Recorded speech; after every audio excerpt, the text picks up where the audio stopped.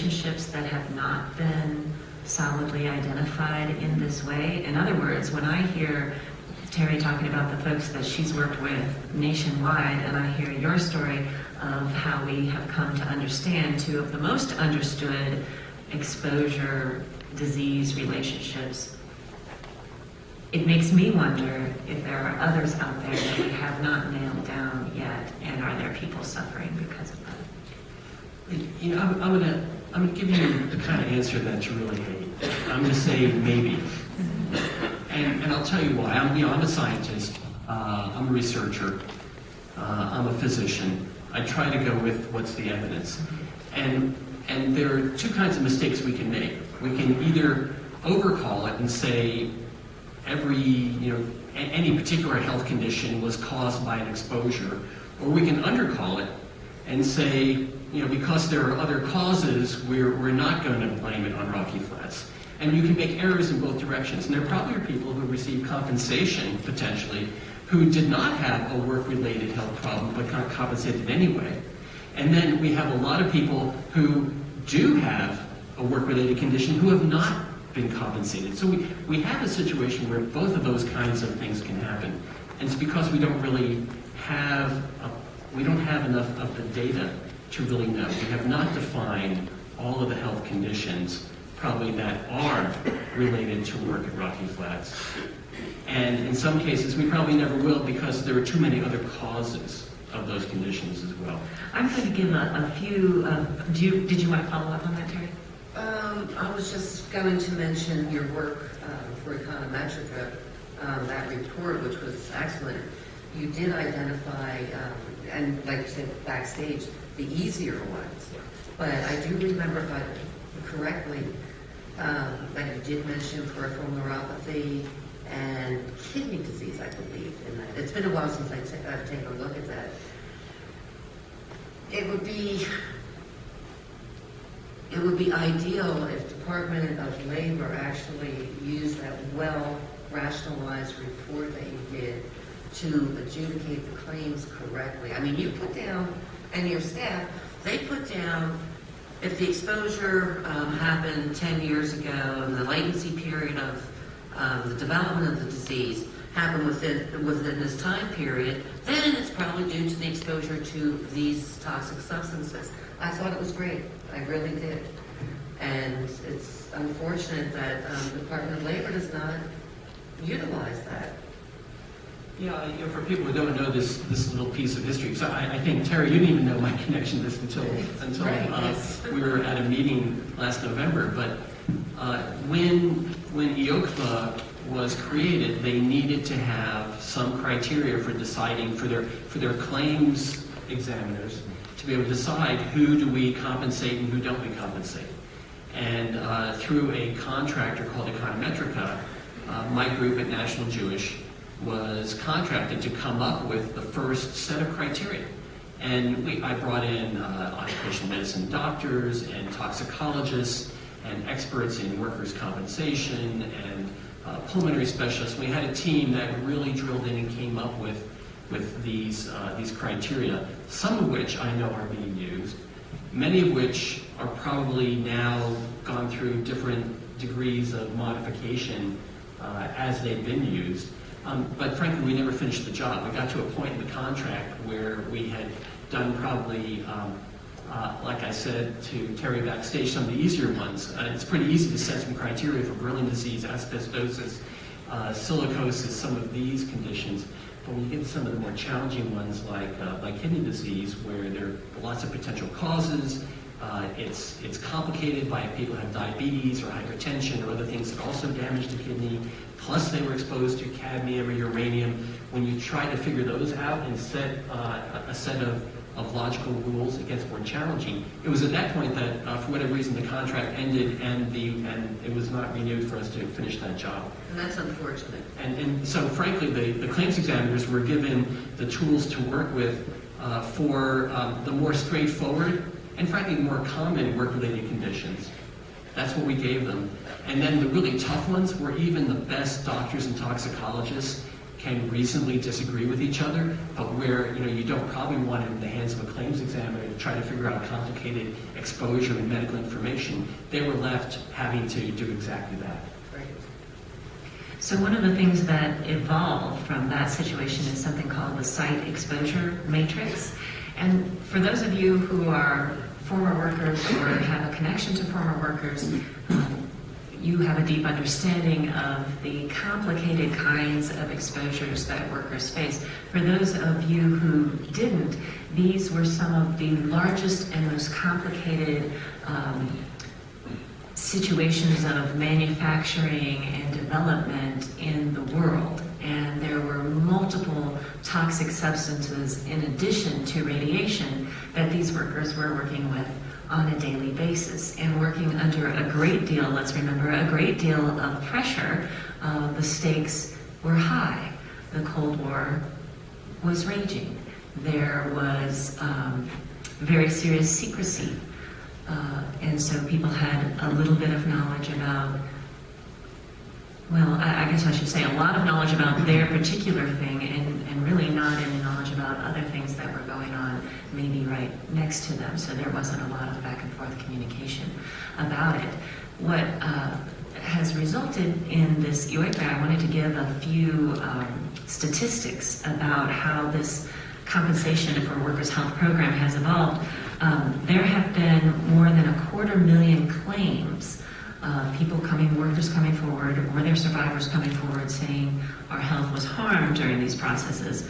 Of those, a little over 250,000, I think it was 257,000, just under 100,000 have been paid. So about 94,000, which if you can do some quick math is about a third. For Rocky Flats specifically, it's just under 9,000 claims. This is coming from the latest data that the Department of Labor has released. The Department of Labor oversees that program. Of those 8,800 claims, about 2,600 have been paid. And that's a little bit less than a third, about 30% of the claims have been paid.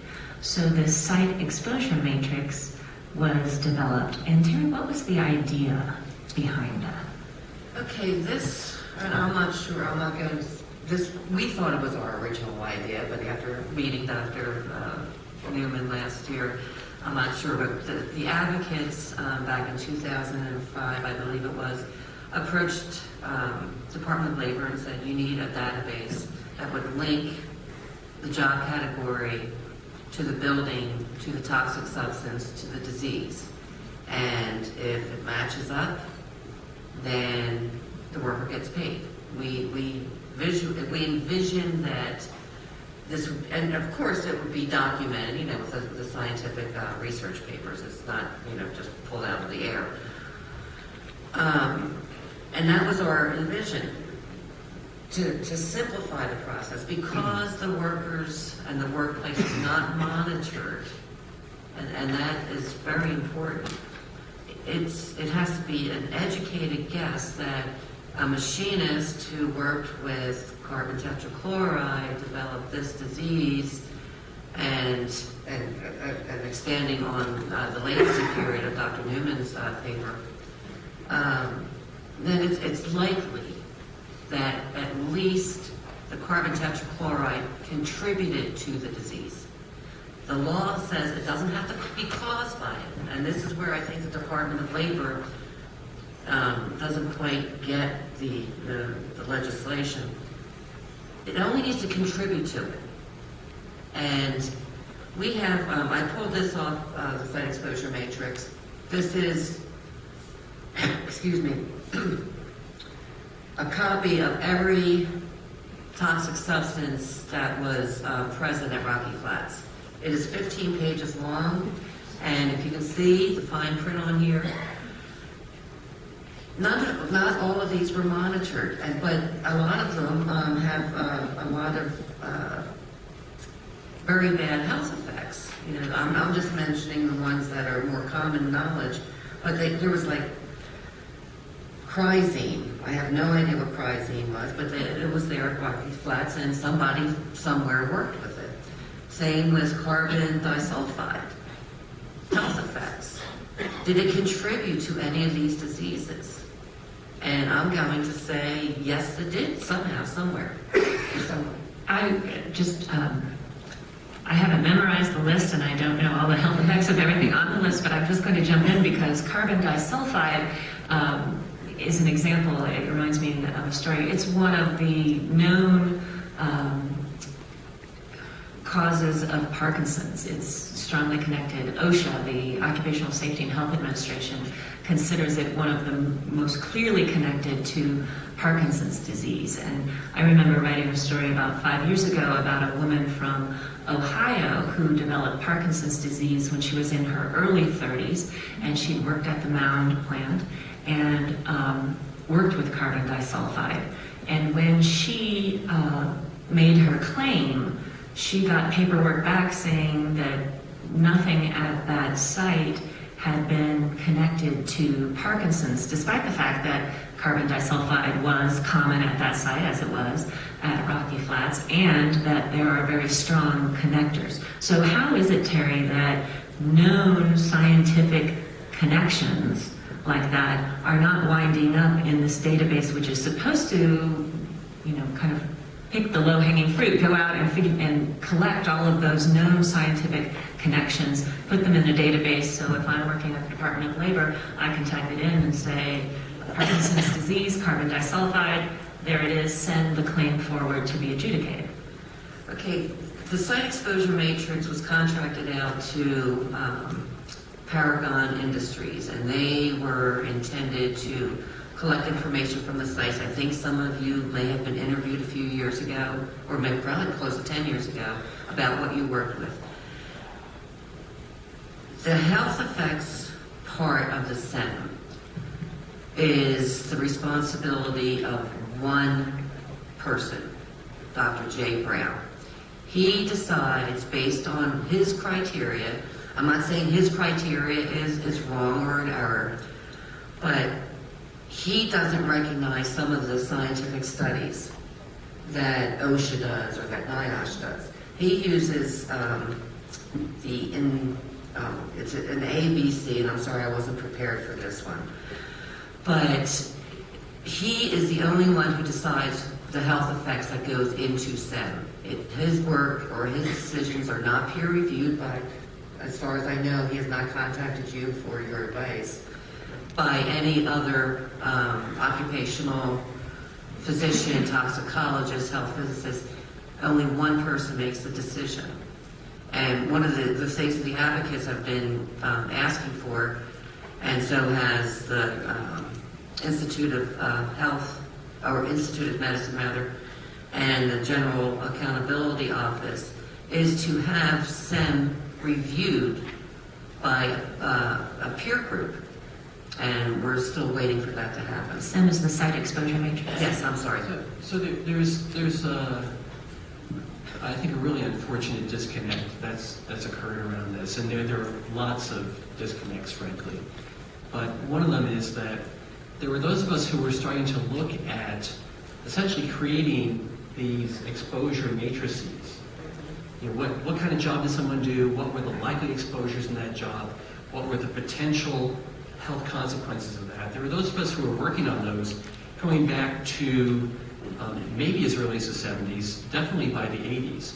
And a professor at CU, the late Dr. Jim Ruttenberg, was one of those people who worked specifically on this kind of a matrix for Rocky Flats when I first got to know him in the early to mid 80s. So going back way before this effort that came up under IOCPA in 2005, going back almost 20 years earlier, there had been those of us who were trying to reconstruct what kinds of exposures had occurred and what kinds of exposures were occurring even in real time.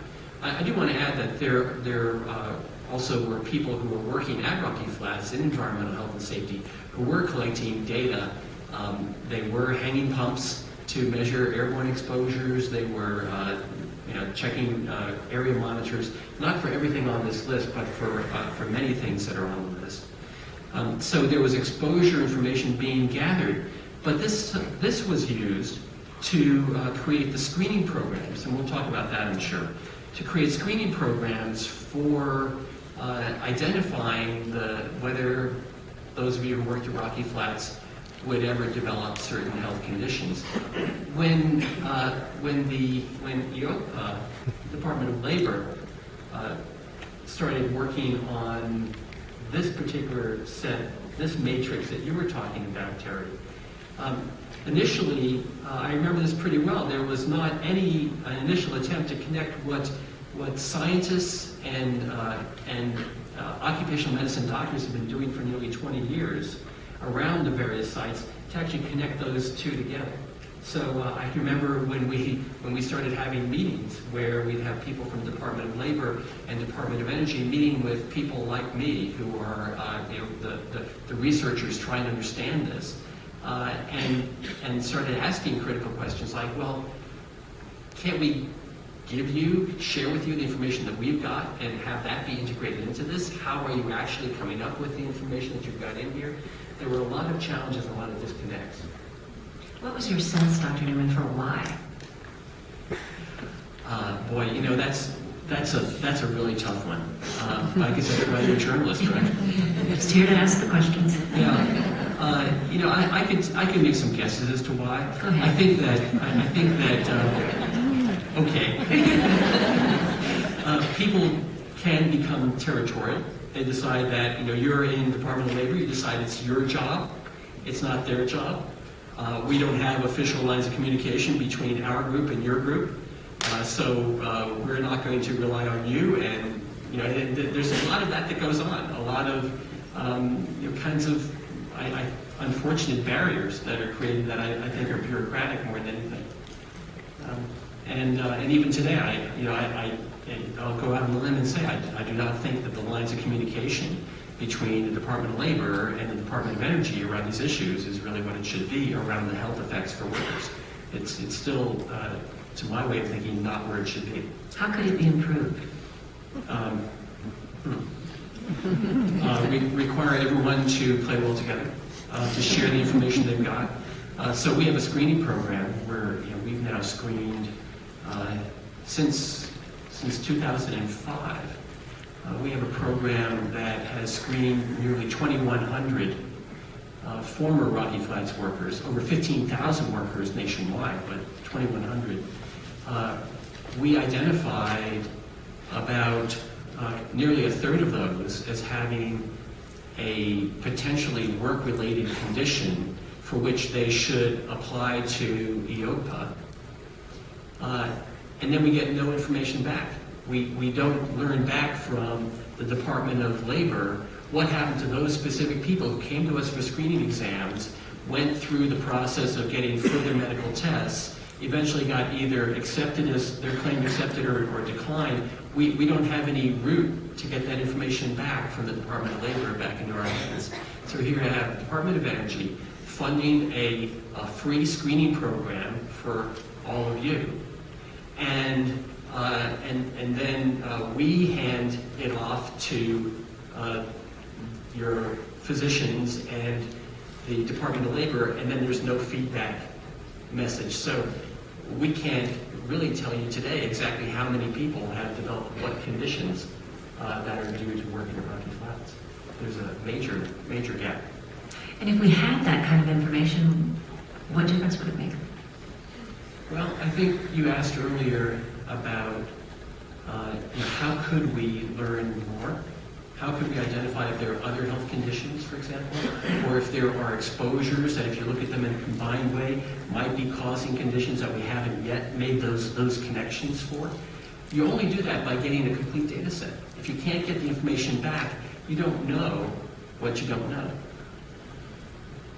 So it really is, until you have the data, you can't answer the questions that Terrie really wants answers to. She wants to know, is peripheral neuropathy being caused by exposures X, Y, and Z, or not, in Rocky Flats workers? And to get that complete story, you need a more complete set of records for those people. Tell us a little bit more about the screening program. We started down that road. Let's pick up there again. Sure, no, I'd be happy to. So the Department of Energy funds screening for former workers. And this program, which I've been involved in since 2005, there are actually several different programs around the country. So one is the National Supplemental Screening Program, NSSP, which I'm part of, and it's run by Oak Ridge Associated Universities. They have an office here in Arvada. That's one of them to test workers from anywhere in the country. There's also a program for construction trades. So if you're in construction trades and you worked at Rocky Flats or one of the other sites, Hanford, Los Alamos, et cetera, then you qualify to go through a program run by CPWR, the Center for Protection of Workers' Rights. And that's another national program, very high quality program as well. There's another program that's run from Queens College and Mount Sinai in New York, PACE. Is involved in that. So there are those three major programs, and then around the country, the Department of Energy also funds some individual smaller programs. So like there's one run out of the University of Iowa for people who worked in Ames at a munitions plant there. So there'll be some specific site-related screening programs. These programs are designed to offer exams for free to former workers based on your self-reported exposures. We basically, on the phone, have people who collect information on where did you work, when did you work there, what kinds of exposures do you know you had. We connected up with what we know was being used at those sites at that time, and then recommend a set of exams that are done for free. The information from those exams then is brought back to people who are really experts in how to interpret that information to figure out, is it likely to be related to having worked at Rocky Flats or not? And so this is to get around that issue of, how do you find a doctor within 35 miles of someone's home in rural Montana, and they're a former Rocky Flats worker. How do you find a doctor for them who's going to know enough about Rocky Flats? Well, we don't assume that they do. We ask them to collect certain information. They do the lab tests, they do the x-rays, they examine the person. They send that information back here to Denver, where it's reviewed by my team of experts. So we have people, doctors at National Jewish and the University of Colorado, who review that information. It's then reviewed also by the group here in Arvada. And then we send out a report, a letter to the participants, letting them know what we found that is actionable, either for their personal health, might be things that we think might be unrelated to working at Rocky Flats, to go see your doctor about, and also the things that we think are likely to be work-related, and make recommendations about where to go with that, as well as whether they should apply to EOPA. So that's the structure in a nutshell of that program. And as I mentioned, we've now screened about 2,100 from Rocky Flats just since 2005. We would screen more if we had more funding, but we're always, like everyone, we're relying on what the federal government allocates for these programs. But we get in as many exams as we possibly can. And you're focusing mostly, again, on lung? No, that's a great question. No, there's actually a list of about, I'm going to get this wrong, but ballpark about 25 different conditions that we're looking for, and only a few of them are lung diseases. So we have on there, we're screening people for hearing loss, which frankly is the most common. Noise-induced hearing loss is probably the most common cause of work-related illness that we see. It's nearly half of the people that we've screened. And we can separate the hearing loss of old age from hearing loss that's due to noise. So we're screening for hearing loss, we're screening for kidney disease, liver disease, lung disease, cancers. There's quite a list. You were gracious enough to provide us with brochures. Is the list of diseases you screen for on that brochure? Oh, I don't know if it's on there, but they're on our website. Okay. And I'll mention one other thing, which is important, is that we don't just come up with these. So you take, probably in the country, I would say that there are probably 30 to 40 scientists and doctors like me who are who have been thinking about and working on this problem at one or the other sites around the country. They may have worked around Rocky Flats or Nevada Test Site, etc. And we all come together. The Department of Energy brings us together twice a year, and we all review, well, what have we learned from the screening that we've done? And we look at that list of medical conditions that we're examining people for. We look at the exposure list, and we make sure that we're on track together to take basically the best medical evidence from this group of knowledgeable scientists and doctors, and try to make sure we're doing the best by the workers. And we've got labor involved in that. We've got scientists from probably a dozen or more universities involved in that, and that's all with the goal of being able to offer a systematic approach to helping to identify health conditions in folks who work at these sites. I'll add, it's not intended as research. It is a service program. Its main job is to identify former workers who have one or more health condition and get them into appropriate care and compensation. That's great. I didn't realize that the seasons have been expanded. My husband went there about 10 years ago, and it was just strictly for the lung and CBD. And also I'll add that now we're starting to offer CAT scans as well.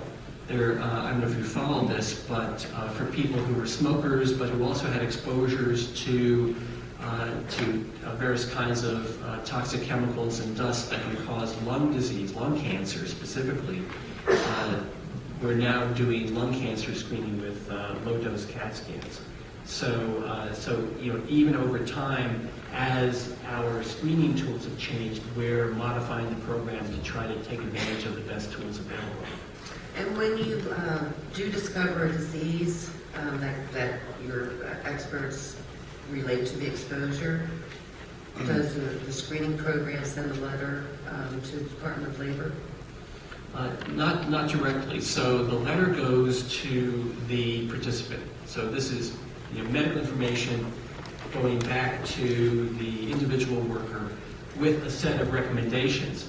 And those recommendations are to see your if your blood pressure is high, it's to see your doctor for your high blood pressure. That kind of thing. But it's also got you have evidence on your X-ray that's consistent with asbestosis, and you should be seeing someone who had an occupational medicine or pulmonary doctor who's knowledgeable about that. And we recommend that you file with the OPA. So it has that kind of information. The screening program is not funded to provide medical treatment and diagnostics. So our job is to screen far enough to say, you know what, there's something here or there's not. And then it has to be handed back off to the rest of the medical system to then take care of those conditions. Okay. So the screening started full scale